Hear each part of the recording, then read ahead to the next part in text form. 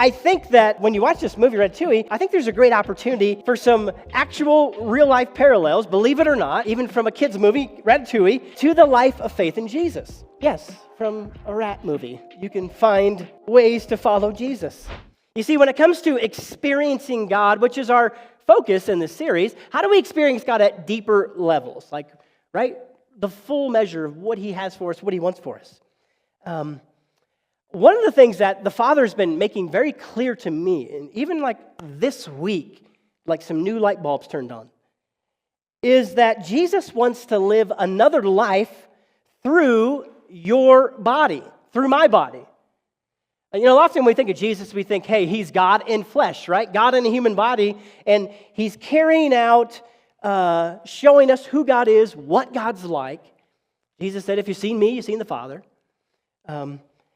And yet, often we kind of stop there with Jesus and we just enter into only like a spiritual realm with Him.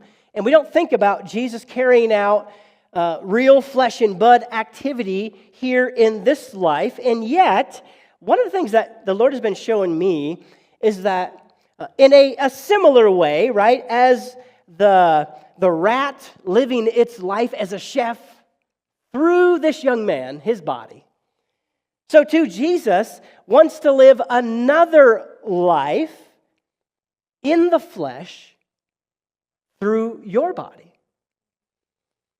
He wants to take over the reins and for you to allow Him to carry out another life in the flesh through you, through your body.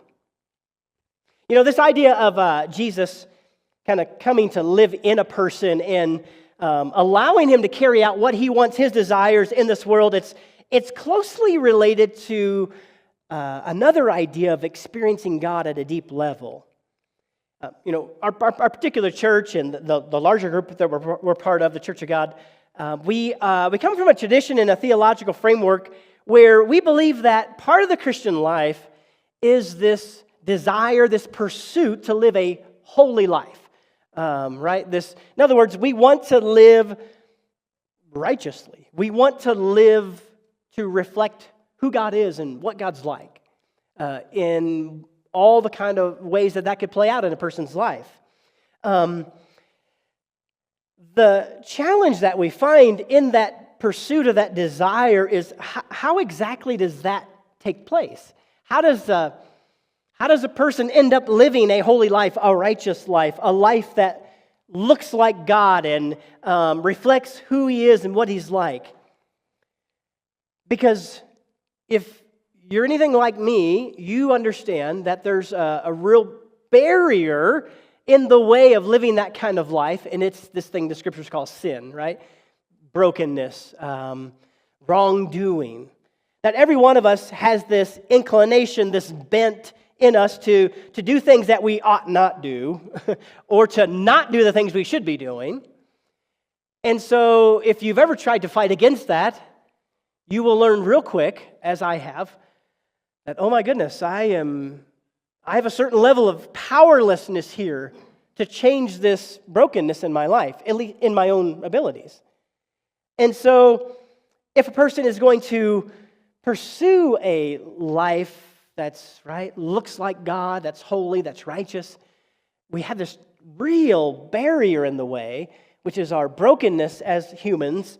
And so the question becomes, well, how do we get to that place? How do we get to this place of living that kind of life?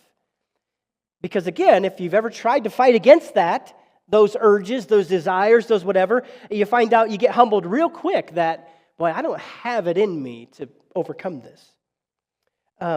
So what I'd love for us to do kind of as a starting place, as we're talking about this idea that Jesus wants to live a whole other life, right? He lived his 33 years, but He wants to live another however many years you have on this planet, and He wants to live His life through your body.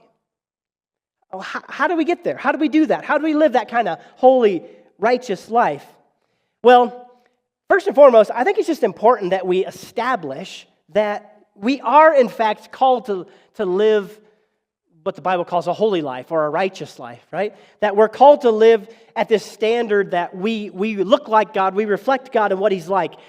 Let's just kind of start with Peter. So Peter wrote a letter to the churches, and he says, I want you to know some things about who God is and how this whole thing works out.